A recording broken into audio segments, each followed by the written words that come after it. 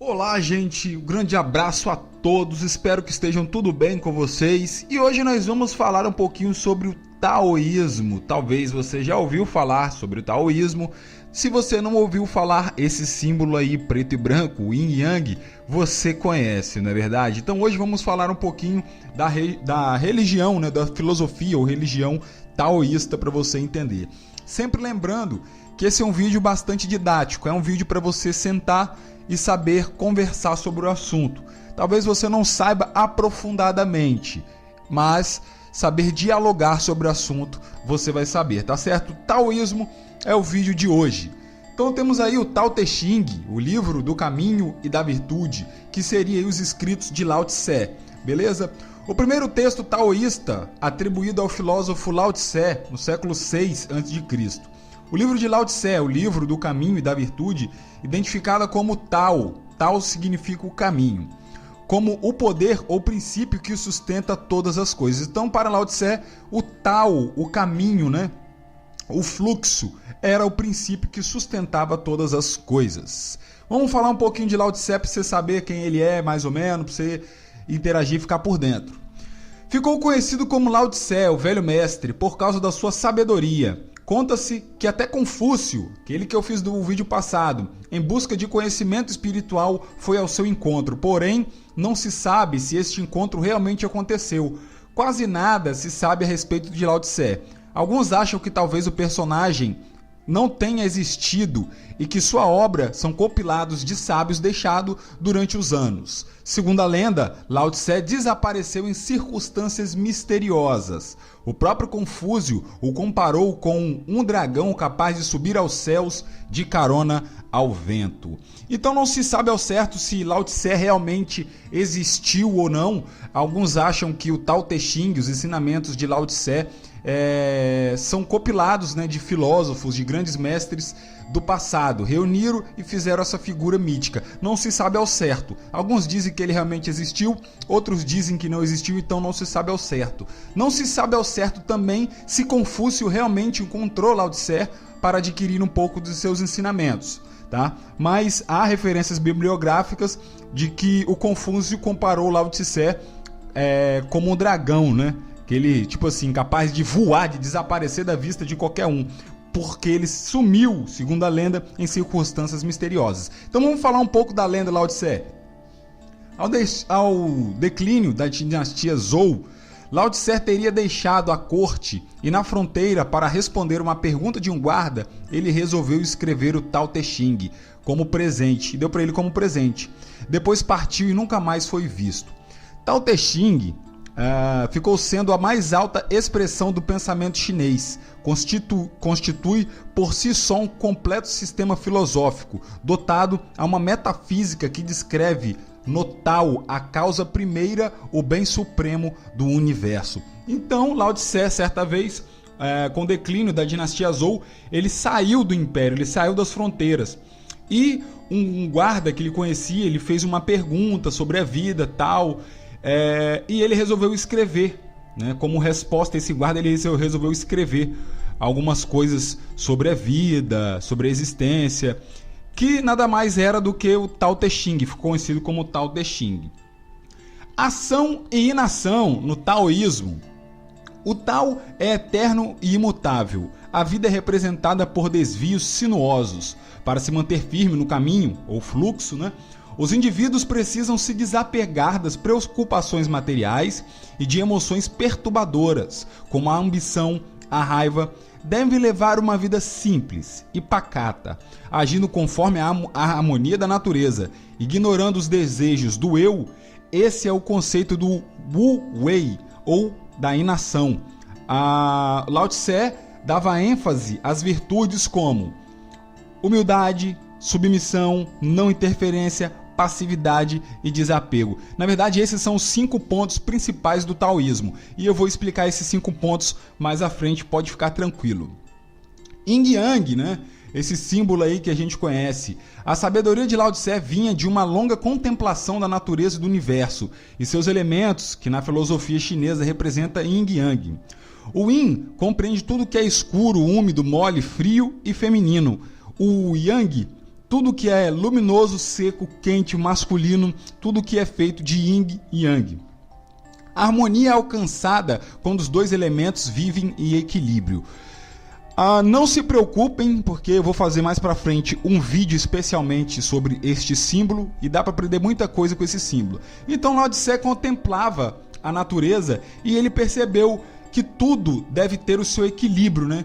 Então não deve ter uma medida mais pesada do que a outra. Então ele percebe que da mesma maneira que existe a noite, existe o dia, tá? Ele percebe que da mesma maneira que existe o frio, tem que existir o calor. Ele percebe da mesma maneira que existe o molhado, tem que existir o seco. Então esse símbolo aí dá uma ideia de equilíbrio, né? O equilíbrio, a sustentação do universo, o que seria o fluxo, a normalidade. No taoísmo, esse equilíbrio é buscado na mente, no corpo, no espírito, através de práticas como a meditação e o Tao Shou, exercícios físicos e mentais, servem para equilibrar o fluxo de Qi, a força vital na vida do corpo. Então a gente percebe aí como as práticas de meditações, né, trabalhar a mente, é muito importante. Todas as religiões, escola iniciática, esoterismo, só que as pessoas não se dão conta disso.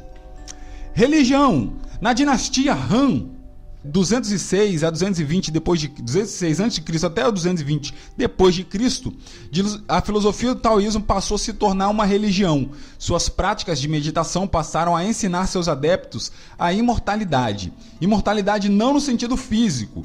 Alguém que sinta completamente o Tao atinge o plano acima do material e alcança a imortalidade do desapego.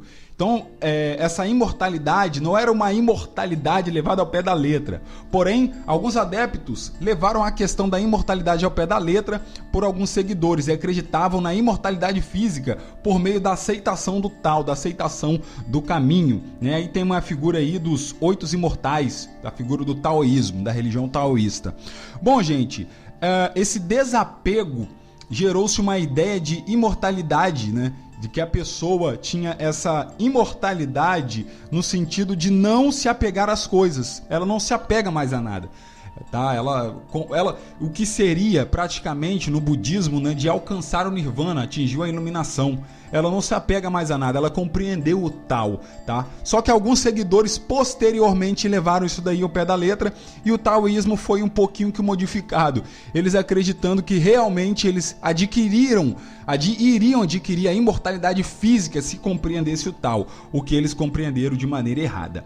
Resumo: Tao, caminho, implica em aceitar as coisas como elas são, como um rio que flui pelo mundo, não negando as regiões baixas. O taoísmo ensina o conceito de viver a vida deixando-a fluir, no sentido do eu fazer muito esforço, eu estou fazendo, eu sou, eu estou.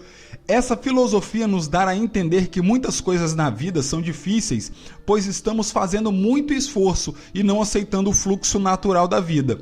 Hoje em dia, fazendo tudo de forma mecânica, querendo alcançar algum resultado e não deixando a vida fluir necessariamente como deve. Então, no taoísmo, a vida se torna difícil porque você não aceita como a vida é de verdade.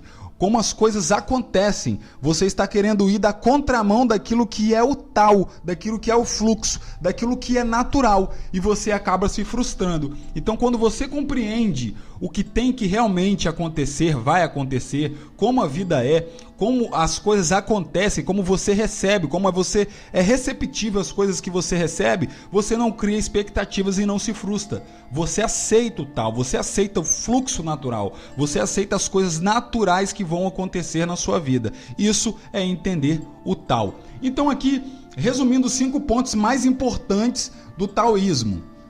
Primeiro, humildade. O que significa essa humildade? Você tem que ter a humildade de não querer ser aquilo que não seja você mesmo, pois isso interfere no seu Tao. É o que eu acabei de falar. Talvez você tenha a pretensão de ser aquilo que você nunca vai ser, porque aquilo não é o seu Tao. Você tem que aceitar o seu Tao. Então você tem que ter a humildade de aceitar quem você é, de aceitar o seu fluxo, o seu destino, o seu Tao, o seu caminho. Para isso você tem que ter humildade para reconhecer.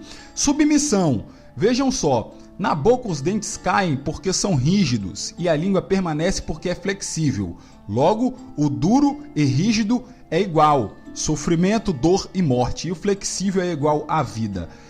a permanência. Quantas vezes em discussões familiares queremos ser duros e nunca chegamos a lugar nenhum. Porém, se formos flexíveis e passíveis, logo a discussão acaba e a outra pessoa vai parar para refletir. Essa é a submissão. Então, quando acontece alguma coisa com você, uma discussão na sua família, percebe, se você não for submisso ao que está acontecendo, se você é uma pessoa rígida, tá? Toda estrutura muito rígida quebra com facilidade e a estrutura mais flexível resiste. É como os temporais, né?